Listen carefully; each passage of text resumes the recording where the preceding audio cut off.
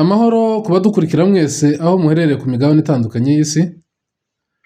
Nk'ibisanzwe n'intwari RTV1 ndetse na Iwacu Talks. Twongeye kandi twagarutse nyuma yaho ejo tubahaye amakuru atariho ivumbi. Amakuru y'itandukana rya Nzungu na Nyasafari. Tubibutse ko nubwo dukora iyi nkuru ntabwo tuyikora nk'inkuru ishimishije, ahubwo tuyikora nk'inkuru y'ibiriho. Gusa kandi mwibuke ko ibiriho bitanga amasomo ku bizaza. Abize amateka bavuga ko histoire ari siyanse itwigisha ibyatambutse igamije kutwigisha uburyo tuzitwara ejo hazaza dushingiye ku by'amateka. Byumvikane ko rero uyu munsi titwishimiye ko hari ingo ziri gutandukana. Yego. Ariko kandi mu itandukana ryabo hashobora kuvamo amasomo atuma benshi bari mu manegeka basubirana. Frank ndakuramukije. Yambo. Gira amahoro mwana mama. Amahoro ku bantu bose. Turabifuriza amahoro ndetse n'umugisha. Asante cyane. Yego. Nonge kandi kukwakira muri studio za Intwari RTV1 na Iwacu Talks. Yego.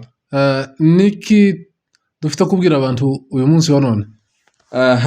Murakoze cyane. Twongeye twagarutse nk'uko bisanzwe kandi nje na mugenzi wanje Steve cyangwa se Intwari RTV1. Twongeye twagarutse. Bushize hari ejo twabahaye ikiganiro tubabwira kwitandukana ry'abastari babiri, Nzungu ndetse na Antifari cyangwa se Nyasafari Nyahumure. Uyu munsi twagarukanye andi makuru mashasha, update nshasha niyo tugira ngo tubagezeho. Twababwiye ko tuzababera aho mutari kandi tugenda tubakurikiranira amakuru yizewe atari ivumbi udashobora gusanga ahandi. Rero nibyo twaje kubwira abakunzi bacu. Asante cyane. Tubibutse kandi ko Nzungu na Nyasafari ari abantu baranzwe n'igikundiro gitangaje kuva umunsi bakoraga ubukwe kugeza uyu munsi wa none bihindutse, ariko bari abantu Imana yahaye igikundiro irabazamura ibashyira ku rundi rwego. Yego. By'umwihariko Nzungu ni umuhimbyi mwiza w'indirimbo ndetse akaba na pianiste, akaba n'umucuranzi mwiza y'igisirimba. Na Nyasafari nawe yarafashe umukingi munini cyane wo kumusapotinga nk'umugore we. Yego. Mu by'ukuri ibihimbano byabo byafashaga benshi bwana Frank. Cyane rwose. Bari abantu bigaruriye imitima y'abantu benshi cyane, ndetse kuri za social media zabo bakoresha bari abantu bigaruriye imitima y'abantu benshi. So mu by'ukuri kumva ngo uyu munsi ntabwo bakiri kumwe nk'umugabo n'umugore biratubabaje. Nubwo tuba turimo gukora iyi nkuru, nabonye abantu benshi bataramenya ukuri kwabyo mbere ariko barimo bavuga ngo abantu bari mu matiku, barimo gushinyagura, ariko ntago ari byo. Ni ukuri murabona ko ibi bintu ntitwapfuye kubihimba, ahubwo nyiri bwite niwe wabyishiriye hanze kugira ngo natwe tubonereho kuba twakora zino nkuru. Mu gahinda kenshi cyane uwitwa Antifari cyangwa se Nyasafari Nyahumure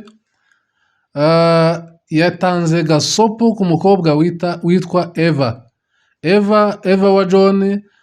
Bivugwa ko ari muri men, ndetse hari ihungabana ry'imiryango myinshi cyane. Hari abavuga ko atari umuryango wa Nzungu na Nyasafari gusa wonyine uri mu kaga ko gutandukana, ndetse ahubwo n'izindi ngo nyinshi cyane. Abagabo ko barabahisha mu nzu kugira ngo badasohoka bakabona umukobwa mwiza w'ikimero. Yego. Umukobwa udasa n'abantu b'imusozi. Nage mbona abantu kuri social media bagiye babikabza cyane muri state ya men ngo abagabo ntibari kuja mu tuzi, ntibari gusohoka. Kurasohoka umugabo karasohoka umugore akamubwira ati nguwo Eva, nguwo aho hanze kizwa n'amaguru garuka. Ninga cyagiye bazaga bakangisha abana ngo wasohoka gutyo bakamuvuga ngo ndore mayi. Umwana akamagaruka yiruka. None birasa nkaho Eva John yabaye icorezo muri mene. Si icorezo gusa yabaye ahubwo Al-Qaeda. Muri state ya mene rwose abagabo ntiborohewe, ntago bari kuja mu tuzi. Umugabo naho yaparitse imodoka hanze karasohoka ariko afite amakenga avuga ngo John Eva arashobora kuba yihisha inyuma y'imodoka akantwara. nguko rero uko bimeze muri state ya Maine ntago bimeze neza, ndetse haravugwa ko operation yakozwe, biravugwa ko Eva ari mu mugambi wo gusenyera Fari cyangwa se famille ya Nzungu.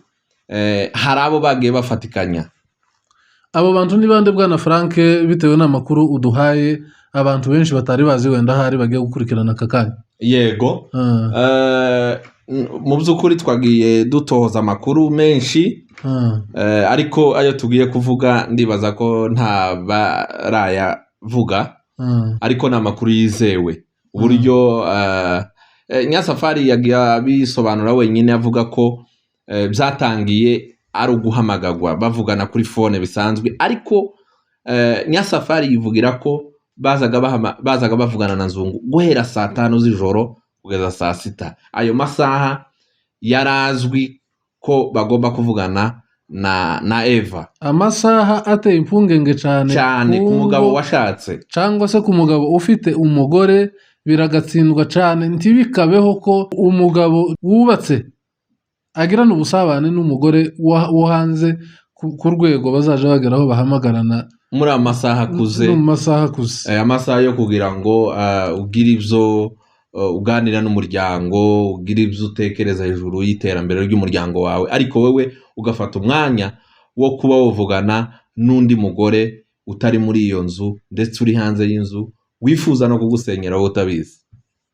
Ese Frank, ndakubaza ikibazo mu by'ukuri, Eva wa John nyuma yo gutandukana na John, kwaba ari ukugira ngo wenda hararebe ko abona undi mugabo bazabana, cyangwa se mu by'ukuri byaba bimeze nka kwa kundi twavuze ati muri Maine akarere kahungabanya abagabo ndi bari gusohoka mu nzu? State ya Maine rwose, ndetse andi ma state ashamikiye cyane kuri Maine begeranye, barebe ukuntu bagenza abantu bari muri Maine, kuko abagabo bakora gutuzi dutandukanye bari babeshejeho imiryango ntabwo bari gusohoka. Wenda nk'ibyo nari nkubajije bwana Frank, nabazaga Eva wa John ni ingeso yari afite, cyangwa se ni amabura kindi nyuma yaho aburiye umugabo wiwe bagatandukana, ari gushaka uwo bazabana wenda hari binyuze mu nzira iyo ari yo yose yamubonamo?